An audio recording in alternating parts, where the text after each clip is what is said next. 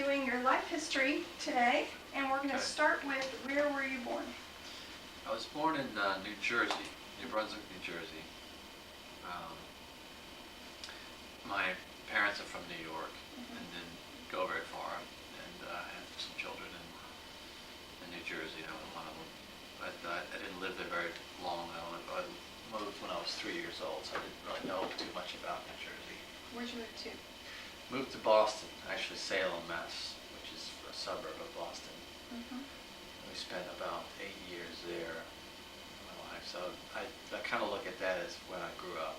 That's my my recollection of my childhood is basically out of Boston. Then where? Then we moved to Roanoke, Virginia. Spent a couple of years there before moving to Atlanta.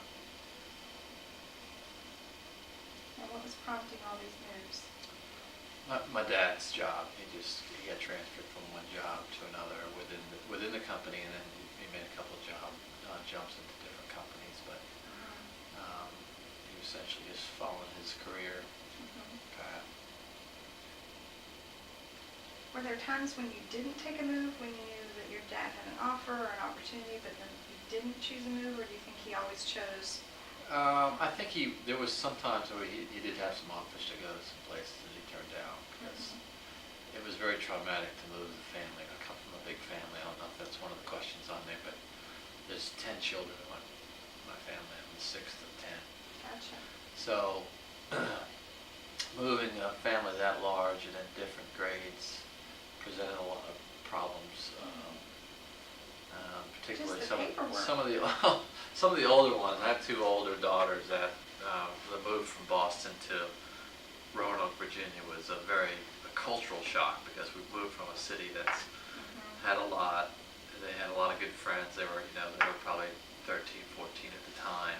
So to move them out of school and out of their friends to a place that was basically a different country, because think about the accent that people have in Boston, and then you go down to Roanoke, Virginia, which is in the southwest corner of Virginia. We didn't understand those people; they didn't understand us. So just thinking of having to move to that area of the country presented a lot of problems. For me, it wasn't a big problem. I was 10, 11 years old at the time, so it wasn't a big issue for me. It was kind of exciting, but for the older children, they caused a lot of headaches. Wow. 6th of 10. So are all 10 still living? Yes, and we're all over the world and all over the country. You name a big city where we have somebody representing. How often do you all get together? We try at least once a year, but Christmas, my mom still lives here. My dad, as I mentioned, died when I was, I don't think I mentioned that. My dad died when I was just out of college. We talked about that.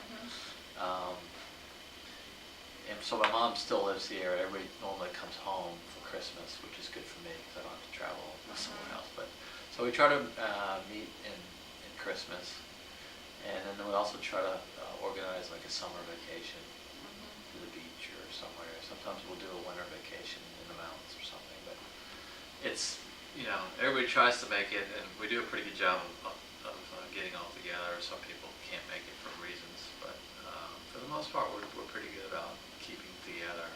My mom is really good about keeping the communication flow of people. She's kind of the glue of everything, of course.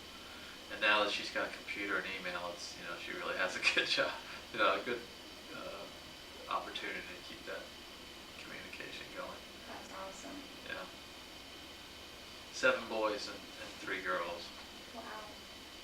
So there was never a lack of something going on at the house. How did you keep up with logistics of like who had a sporting event or who had Girl Scouts? I don't know. I have no idea how they did it, because I've got 2 children, and just looking at their schedule, we have to almost keep a spreadsheet of who's picking up who, where does this person need to be. Obviously, we didn't do as much as the kids do these days. It seems like we, as most kids growing up, you woke up and you went outside and you came in for lunch, and then you went back outside and you came in for dinner. These days, either you can't do that because it's a different world, or your parents are so eager to keep you busy to make sure that you're not getting in trouble. But I have no idea how I'm amazed now being a parent, thinking back on how they handled all that. Obviously, the older kids helped out a lot as far as helping out with the younger kids. But as far as getting from one spot to the other, it was really my mother. Because my dad traveled in his business, and he worked as, a normal 9 to 5, 8 to 6 type job. That's amazing. So I'm sure you've had some conversations with your mom now that you've been a parent. Yeah. Like, how did you do that? She becomes more angelic every year, and everybody's, even the people, the outsiders looking in, come up to you and say, how did she do that? She must have been a saint, and she's very even keeled. Nothing seems to bother her. Perfect temperament. She's got a really good attitude about things, and they're very easy to talk to. So I think she was, her temperament and her, attitude helped her through that whole period. So what's the age range from oldest to youngest? The youngest is actually 9 years exactly younger than me, so he is 33 this year. I'm sorry, 34, I'm 43. So 33 to 51 now. So it was almost like every 2 years we had something. My mother was pregnant essentially 17 years straight. Wow. So we figured out. Wow. Yeah, you don't see that happen anymore. No, you don't. Although on the East Coast, I used to visit like Philly and that area. You'd see people that would take up a whole pew in church, and their family would be.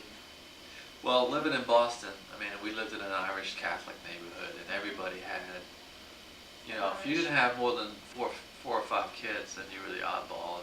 There was 13, we had 10. There was another family that had 10, another family that had 9. Within our little block area, I think somebody calculated there was like 120 kids. So it was. So you were the norm. It wasn't Yeah. like people were looking at you going, oh gosh. When we moved down here, we were definitely the oddball, but. Oh yeah. Oh yeah. Now of the 10, how many went to college?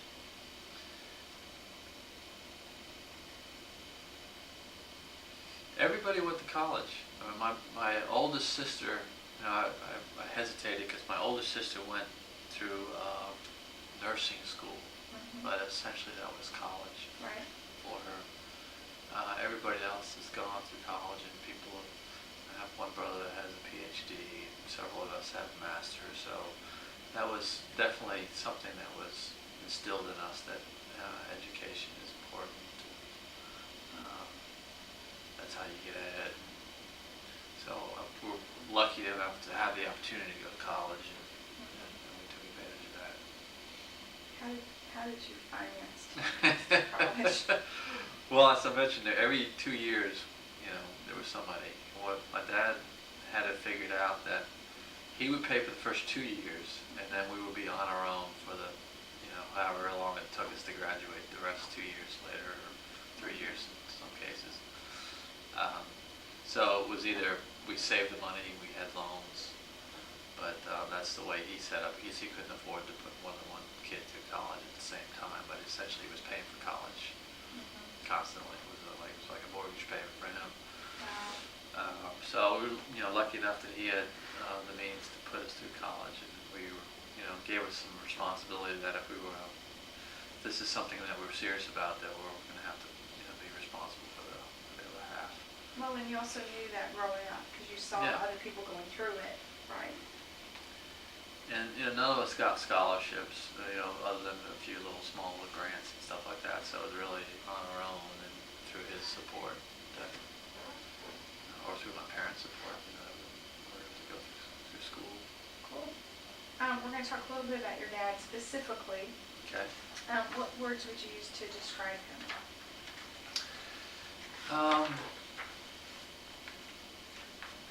He was, I would first describe him as a professional. he was very serious about his work. He was in the finance side of business. He was a controller of a company. So he was very serious, very reserved. I would say he was reserved for the most part. You know, around the kids he wasn't reserved, but I think around his peers he was, very studious and very reserved. And the typical, treasurer of finance, real responsible, real straight-laced. By the book. Yeah. So his career fit his personality, I think. But a very, warm person. Liked sports a lot. Enjoyed talking with people, but he probably wouldn't be somebody that would go up in a supermarket and strike up a conversation with somebody that he didn't know. Gotcha. What do you think you got from him in terms of traits? What do you see in yourself that you remember seeing in your dad? I think the same sort of responsibility and a little bit of by the books. I'm on the sales side in my business, which caused me to reach out a little bit more than he was required to. But I think the same sort of serious, reserved type perspective on making sure that you're making the right decision and thinking about how that's going to impact other people. So I think some of those same qualities come out in me. Your father died just as you were ending your undergrad, right? That's right. And what were the circumstances around his death?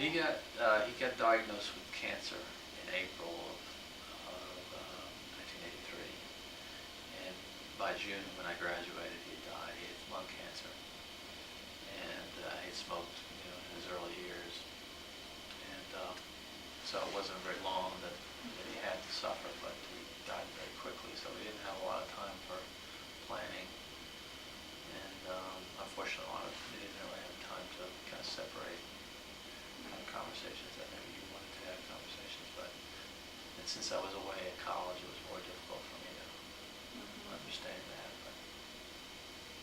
So suddenly, but not instantly. Yeah. How many kids were living at home at that time? Let's see.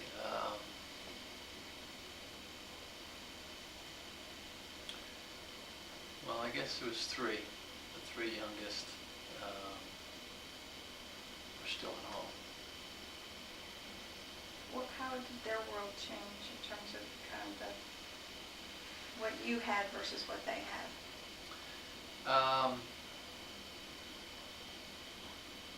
I think overall, they obviously were missing his influence as far as maybe sports and stuff like that. He was, when we were growing up, we were kind of pushed into sports and try everything, and it was a way for us to sort of please him. If you did well in sports, you thought you had the upper hand with him.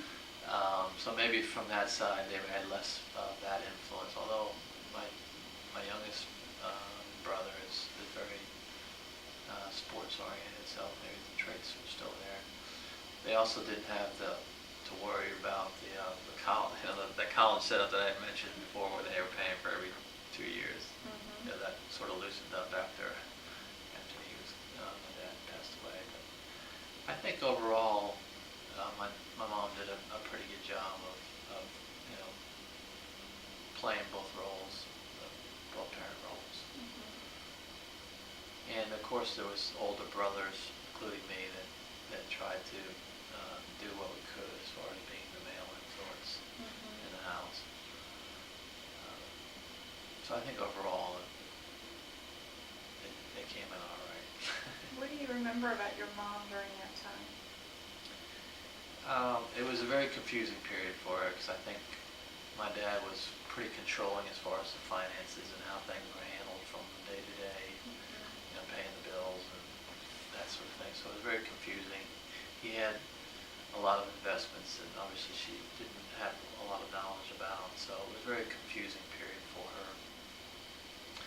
And it didn't manifest in you couldn't come up to her and know that she was going through that, but in the years that passed, it was obvious that she had a struggle with that. And she mentioned that a number of times. I've actually was the one that sort of took over her finances because I just got a finance degree. That was me and my brother. So, but I think it was a very confusing time for her. And when you were with somebody, they would basically dated when they were in elementary, later in elementary school. They knew each other in elementary school. And so they had spent an awful lot of time together, obviously. He was only 52 years old when he died. But so it's hard to lose somebody that basically was your partner for a long, long time. And as you created this family of 10 people, so it must have been this big, responsibility overhead that, hey, now I've got, my kids are not all grown and on their own, they still need my support. How am I going to do this? Since that time has never dated anybody seriously, and she wouldn't be the type that would go out there and try to find another husband at that age. She really took that responsibility that was her job, was to raise the family. So, but I think it was a very confusing, troubling time, obviously, for her. How has her life changed in terms of, did she ever work? She did work. She picked up some odd jobs, not out of necessity, but just to keep busy. She worked in a Hallmark store, and she did some clerk work for a company. But she really just did that to keep herself busy. When she became about 65 or so, she quit work and basically has been traveling a lot. Right now she's 73 years old. She has an amazing schedule where she just spent about a month and a half just going from different sibling to different sibling. I have a sister out in Seattle who just had a baby, so she spent a couple of weeks with her. I have a brother in San Francisco, spent some time with her. My sister's daughter had a baby up in Boston. They went up there and spent some time. So she keeps herself very busy, just keeping up with the siblings and the growing family that has resulted. I think there's 17 grandchildren now. Wow. So she's very busy, and she enjoys doing that and seeing everybody. As I said, there's always a place for her to go to. People are always wanting her to come to the house, for a week or two, and she does that. That's cool. When we talk specifically about your dad, we're going to talk about your mom a little bit. What words were used to describe her?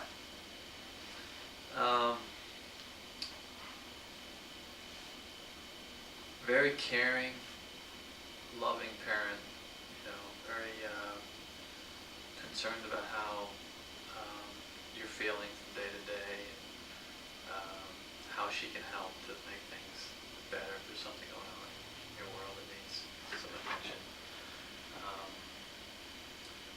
She's always in a good mood. She's always got a smile on her face. So I think she's a very loving, caring person.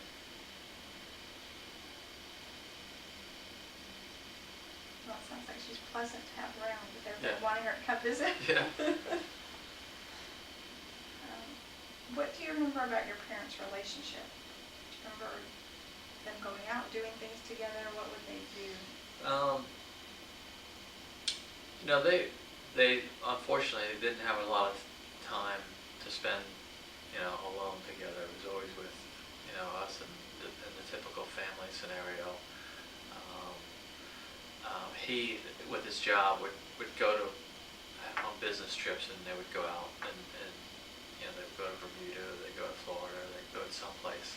So, didn't have the opportunity to see how that went, but I think overall we felt like it was a very loving, caring relationship. They knew each other, had big responsibilities. He worked late a lot of times, so we didn't really get a chance to see too much, family loving going on, Mhm.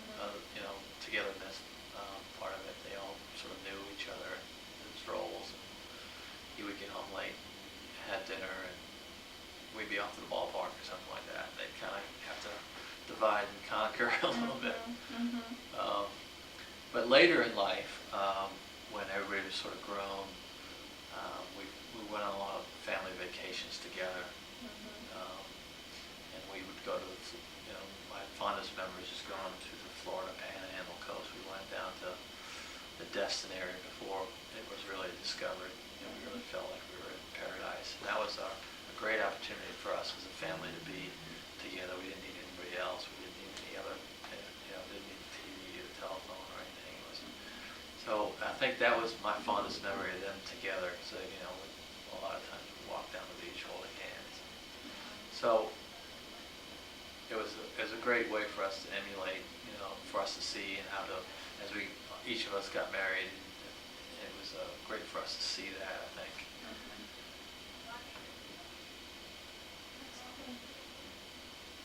So now when you go down to Destin, what do you think compared to what you remember? I was just down there, as a matter of fact, and it's gotten so discovered and so overbuilt, and I hate to see we knew every year we would go down there and say we got to buy some of this property, and every year we wouldn't buy it. We would talk about it forever, and every time we go down there, we still say the same thing, and we got to buy some of this. Now it's gotten so Crazy. well known, and everybody's wanting to buy it. It's gotten too pricey, but I still love going down there because as I said, I grew up around the ocean in Boston. We were right on the water. I was within a couple hundred yards of being on the water. So I've always loved the ocean, and my parents have always loved the ocean. They lived on Long Island growing up themselves, so they were always ocean people. So that's, I think, and most of I would say all of my brothers and sisters feel the same way. Is that when you get to the ocean, you kind of feel like you're at home. Very soothing. So I love going down to the ocean. If you asked me if I wanted to have a mountain house or a beach house or a ski resort or whatever, I would always probably choose the ocean. The beach. Yeah. That's cool. Other than mom or dad, who else had an impact on you growing up? As far as my other siblings? Upbringing or values? Was it other parent, teacher, or anybody else? Siblings? Who else molded you? I think you're always looking at the older kids. There was 5 above me, so I was always looking to be like the older brother, the older sister. 'Cause you kind of see them as your role models, and you see what they do and how it impacts their relationship with their parents. So I think you're always trying to strive to be as good or better than your older parents. I have some memories of some of the teachers that I had that I felt were strong influences on my behaviors. Some math. Well, I was always good in math, because I ended up in finance, I guess. But there's some math teachers that I felt a strong bond, and that they had some good influence on me, if that's possible from a math teacher. But I would say overall it would be my older siblings rather than anybody else. Give me a typical high school day, what that would have been like for you. High school. Well, I was involved in sports, so I was either playing baseball or soccer or something like that. But I was very concerned about my grades as well, which is a lot of times the kids that were playing sports were not the greatest students, but I always felt like that was just as important, and I knew that I wasn't as a good enough athlete where that was going to I couldn't make a career out of it. So I was always very careful about making sure that I made good grades so that I could get to the next level and get accepted to college. And so I spent a lot of time making sure I did my homework, but had some extracurricular activities with sports and stuff like that. Did you date in high school? It was an uncomfortable period. With everybody. I don't know if you call that dating, but I guess you went out with different girls, went to dates, went to dances and stuff like that. Not a lot. I was fairly a fairly shy person, I think, in high school. Um, so it really wasn't until later in high school, probably 11th, 12th grade, where I didn't really have anybody that was steady more than a month or so. There was no high school sweetheart that I had from 8th grade until 12th. But Did you work in high school? Did you have any jobs or anything like that? the last, I guess, senior year in high school, I worked at the Atlanta Athletic Club, which was some of my other friends had a job there, and they got me a job where I was basically a busboy or parking cars and doing whatever else they needed me to do on the golf course. But that was just sort of a part-time, make some money for college type thing. In high school, what did you think you were going to be? With my father being in finance and my liking of math, I always felt like that I wanted to be finance. I never really thought of myself as going into the banking area of finance, but I always felt like I was going to be a treasurer, controller, or some sort of finance person, stock market, that kind of thing. So going into college, I was pretty sure that that's what I wanted to do, and I knew that I was good at that sort of thing. I never pictured myself as a salesperson, and I really did. Never really thought of myself as a salesperson until I got this job in the last 8 years now. I've been on the sales side of it, but it's more of a consultative sale than anything. So it requires you to have a good academic knowledge of finance to be able to discuss that, to where they build up credibility in yourself, and then they'll make a sale that way. Rather than a car salesman, it's the glitzy kind of sale. Right. What's the average cycle time for a sale? Well, it all depends. I mean, you could have the same conversation with the same person for a couple of years before they actually do anything. So it's a building block thing where you're introducing the products, you're discussing how they work with that particular institution. And if you know our business, we're basically replacing or supplementing a bank's deposits. And a lot of the people that you end up talking with are older, been there for a long time. They have set values on how they fund their institution. The traditional way of growing deposits and taking those deposits and making loans is so ingrained that it's very difficult sometimes to make them, convince them that they should be borrowing money even though they're actually borrowing money from their depositors. So in some cases it's a long sales process. Other times, you're dealing with a younger CFO or president, and they're more open to having different ideas. So, it could be as soon as, within a month, you have somebody that's convinced that this is the way to go. How has your job changed over the past 8 years? The whole financial service area has become much more complicated, even in the products that we offer. So it requires a little bit more discussion with your customers, clients.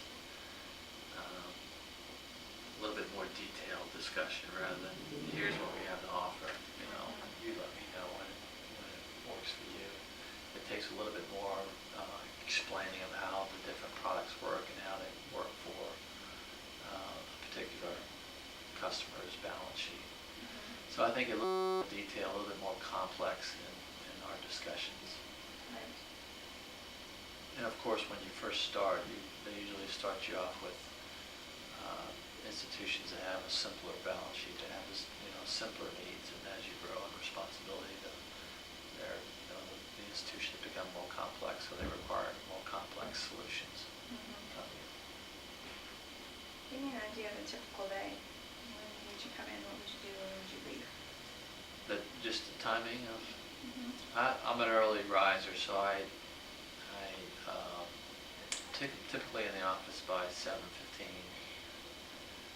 Um, a lot of times we'll work through lunch, and I'm convinced that my time management skills are declining as I get older because it seems Not like as efficient, huh? I used to be able to do this, but that just comes with the territory. As you have, I'm not used to. It's just been in the last couple of years that I've had people that are reporting to me. So when you have other people to think about, and you're not just worried about yourself and your customers. You're worried about how they're interacting with their customers. It takes a lot more time, I'm finding, in just the management part. And that's where I think this whole process is going to help me out, because I think the delegation, the letting go of some things where you're used to doing things your way, and your way is the only way you can do it. You sort of have to let go of realizing that other people can do the job, and you have to sort of push them out of the nest a little bit sometimes. And I'm convinced that's the way I'm going to have to start doing. Otherwise, my day is going to go longer and longer. The end of my day is typically 5 to 6 o'clock, and it all depends on what's going on the other part of my world with kids and their schedules. Whether they need to be picked up here or need to be something going on with their schedules that requires me to either get out earlier or later. Is it not uncommon for you to leave work and go straight to someone's field? Yeah. Yeah. So you show up a lot at the field like this, right? Yeah. In your dress I clothes. do, and which is fine. I enjoy that just as my dad and mom enjoyed going to the ball field. And I think I always thought that that's the normal life. I have some friends that they don't allow their kids to do things like that, and that's good and bad, I think, because of it. One, it gives you better control of your life, and you're not running around, and maybe they don't need to be thrown into 7 different activities, but at the same time, you want your kids to have a rich, childhood. So I think there's probably a balance there, but somewhere between 9 and 7. Yeah, that's right. Tell me how you met your wife. My roommate in college was in a rock and roll band, and we would a lot of times just wherever they were playing, whether it was a fraternity party or just they were playing at a bar or something, we would go there, and we just happened to be following one time when they were down at Georgia Tech. And my wife was there with a friend of hers. They didn't go to Georgia Tech, but they just happened to know that the band was playing, and they showed up. And so we ended up seeing each other there and getting to know each other from there. And how long after that until you married? That was in 1984. We didn't get married until 1988, so it was about 4 years. We dated about 4 years before we got married. How is her family different from your family? Oh, it's worlds apart. She has 3 siblings, 4 altogether. 2 brothers and a sister. They're very Italian.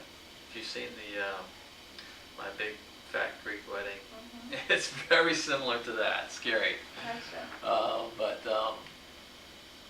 sitting around the table, there are all this 7 different conversations going on, and very loud conversation, and they're eating a lot.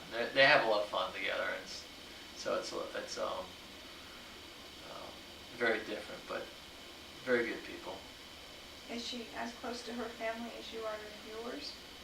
Yeah, I mean they're on the phone constantly. I would say even more than we are. I mean, she's probably talking to her mom a couple times a day, whether she wants to or not. Her sister's the same way. She's calling all the time. Now her brothers, they don't, they talk on occasion, but I would say she's talking to her sister a couple times a day, and her mother a couple, 4 times a day. So they're very close, and we're always either going, with my family to eat, or we're going to their place to eat. And, there's always a birthday, there's always some kind of celebration going on. They must have been like around Atlanta. Yeah, they're all here. Well, I say that, but her younger brother is getting his law degree right now out in Wyoming, so he's the only one away. But her family extends to her aunt Gotcha. and a couple of aunts and her grandmother, and it's it's one big family. Gotcha. How would you say you and your wife are the same?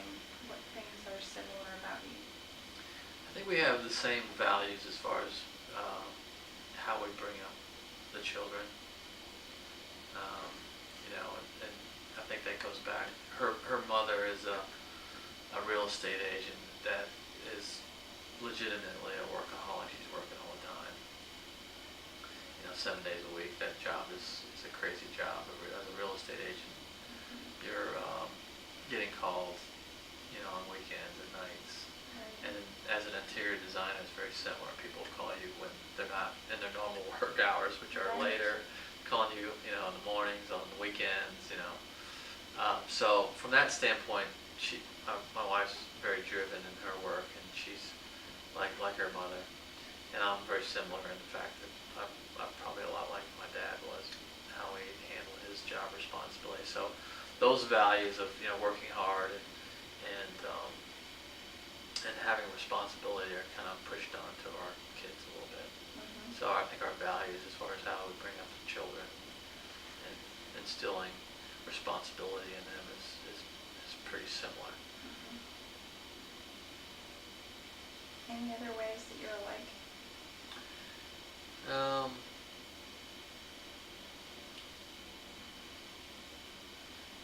We really don't like a lot of the same. She is involved with sports and cheerleading, but as far as outside work, she doesn't like to do the hiking and the camping and stuff like that I would like to do. So that's something that we're dissimilar about. Mm-hmm. Some things that we're alike. You can switch to differences if you Oh. want to go there. So Okay. you're more of an outdoorsy hiker camper kind of Yeah, guy. and she likes that. She just right now her and she used to do that a lot growing up, and I think that was sort of forced on her when she was growing up, so she doesn't want to do that Gotcha. as an adult. Gotcha. But she will do that on occasion. But I'm more likely to jump on the bike or run around with the kids outside Mm-hmm. than she is.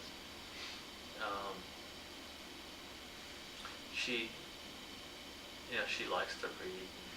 When on her downtime, she'd rather just sit and relax and read, whereas I feel like I have to be doing something. Or she gives me a hard time because on the weekends, and I can't help this because I'm used to getting up early. I get up early, and she sleeps until 8 o'clock. I think she's just wasting her day, and so that's probably not good. But I just want some company on the weekends when I'm home. Yeah. Yeah. Which of you two is the more disciplinarian at home? I would say she is. She's more hands-on with the kids. I subtly drop my discipline on them, but she's more vocal. She's used to that with her family, where whatever's on your mind comes out, and I'm more pick my moments and fight the battles that need to be fought, where she wants to fight every battle. I think it's more so. My daughter is the oldest, and so she's very disciplinary with her. I think she wants to make sure that she's making the right decisions. And I think that as a mother of a daughter, I think that's something that's probably a common theme. When your daughter is 11, and she's acting like she's 14 or 15 already, you want to be careful, and she makes sure that she's inside of her world as much as she can. So, and as a result, I think I probably back off, knowing that discipline's happening. I probably back off a little bit, but I'll pick my moments and discipline when I feel like I need to. Okay. What would your wife most want to change about you if she could? Wow, that's a hard one. She would probably want me to be more romantic. It comes up all the time where she wants me to be more spontaneous and more romantic. So I think that's probably the first thing that she would change. Mm-hmm. Anything else?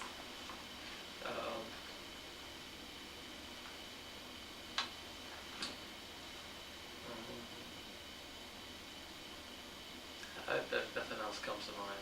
Okay. If you had 8 hours of free time, I know that's a lot when you have 2 kids, you probably haven't had that in years, what would you do with your 8 hours? I would probably jump on the bike or go down the river or go to a baseball game or do something sports oriented, go play golf or Mm-hmm. do something like that outdoors. Go to the mountains or something like that. I'm not one to just sit around and read a book, although I enjoy reading. I never sit and read for more than an hour or so. Mm-hmm. Whereas your wife can probably finish off a novel. Yeah, she cruises through novels. It's amazing, and she really likes it, which is something that's you don't get to escape from reality too much. So I really enjoy seeing her enjoy that. Uh-huh. Career-wise, I'm going to ask you a few questions. Over the course of your career, when have you been the most proud or happy or satisfied at work? I guess it's been recently, just with me being promoted into this regional coordinator job and having the responsibility of other people. You get more and more exposure as a result of that, and I think I'm proud that I'm recognized for my job well done. My responsibilities at the Office of Thrift Supervision was, as a regulator, it's such a, here's your task, do it, and you sort of move along methodically. You go from an analyst 1 to an analyst 2 to analyst 3.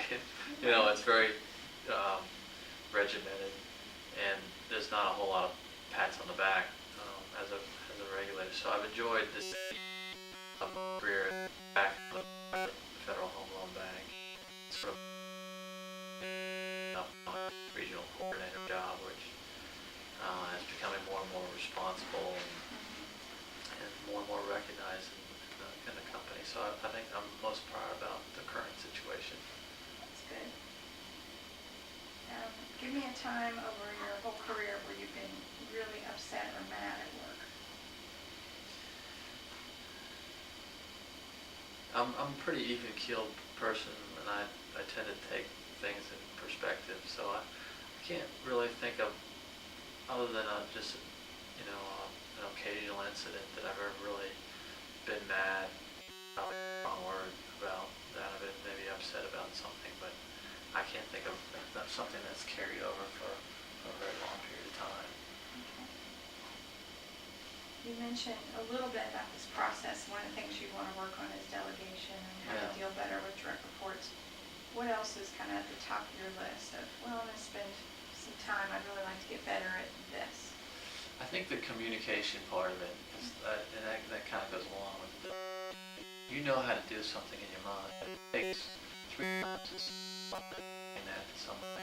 But you know that these people have somebody that's 26 years old, they have somebody that's 40 years old, 52 years old. So it runs the gamut of experience, and each one of them takes a little bit of different tact on how to communicate to them. But it's important. If you know how to do something, it's better if you rather than give them the fish, teach them how to fish, type of thing. So the communication of that, right?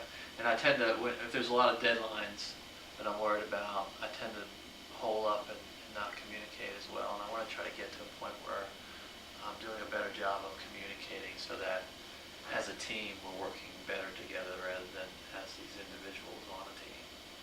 Right. So people can tell how busy you are by how much communication you're giving. Yeah. If you're quiet, then that's not a good sign. You're Well, too busy. I realize it's happening. Sometimes I'm like, okay, I got all this stuff I got to do. I don't have time to go tell her how to do this. I just got to do it, and then at a later date, I'll try to catch up and communicate. So I know that I can get better at that. I'm wanting to get better at that, and it's just a matter of refocusing some of the time. And Good. Great. I'm going to ask you some questions now about just some general principles or things in life, and I want you to imagine that you're giving your great-great-grandchildren advice on these topics. So okay. what's your one sentence that you want them to know about your views of this, whatever Okay. this is? So we're going to start off with family. Families, you only have one family. It's the most important thing. Whatever you do, just make sure that you have good relationships with your family. Okay. Money. Money's important. It gets you things in life, but realize that there's a lot more to life than having things. It's having memories and having relationships. Religion. Religion is a personal thing. I think it's something that everybody needs to have some faith in something, and everybody's not going to have the same faith in the same things.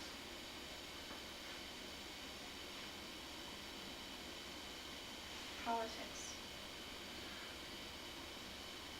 Politics, unfortunately, is involved with everything that we do, but politics are, in my mind, take too much of your time and too much of the world's time. Adversity. Face up to adversity. That strengthens you.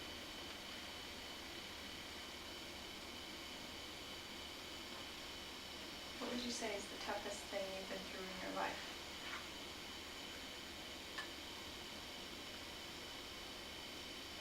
I would probably say having to make decisions on your own, particularly after my father died. I had to realize that I didn't have that support, and you needed to make, I was just graduating, and I needed to start making decisions on my own. And so that was probably the toughest period and the toughest thing that I had to face up to.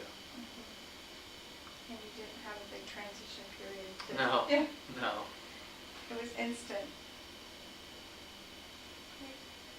Okay, one last question. Okay. If we were to give you, which we're not, $15 million today, as you left, what would you do with it? 15 million. I'd have to split it up into 15 different ways probably, but I would make sure that each one of my children were taken care of. My mother was taken care of. My siblings that needed it were taken care of. But I would probably, with whatever I had left over, just invest for the future and make sure that everybody was taken care of, for a long time, rather than just on a vacation or a new car. Gotcha.